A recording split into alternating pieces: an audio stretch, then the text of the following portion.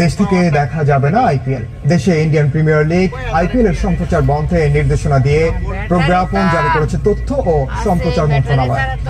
পরবর্তী নির্দেশ দেওয়া পর্যন্ত এই আদেশ বলবৎ থাকবে বলেও জানিয়েছে মন্ত্রণালয়। এদিকে বাংলাদেশের চিঠির ভিত্তিতে কাজ শুরু করেছে আইসিসি।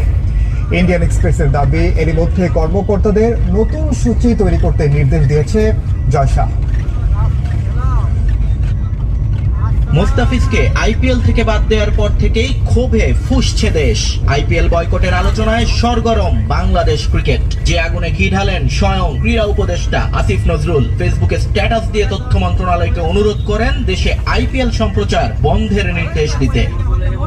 পরদিন আসিফ নজরুলের কথা আমলে নেন তথ্য উপদেষ্টা। গণমাধ্যমে জানান, খেলার সঙ্গে রাজনীতি মিলিয়ে ভুল করেছে ভারত। ঘোষণা দেন দেশের মানুষের অনুভূতির প্রতি শ্রদ্ধা রেখে আইপিএল সম্প্রচার বন্ধে আইনি ভিত্তি পর্যালোচনা করবে তারা। আনফরচুনেটলি খেলাটার মধ্যে রাজনীতি নিয়ে আসা হয়েছে। 24 ঘন্টা না পেরোতেই এলো সুসংবাদ, দেশে বন্ধ হলো ইন্ডিয়ান প্রিমিয়ার লিগ আইপিএল এর সম্প্রচার। দুপুরে এক প্রজ্ঞাপন জারি করে আইপিএল সম্প্রচার বন্ধের এ আদেশ দেয় তথ্য এবং সম্প্রচার মন্ত্রণালয়।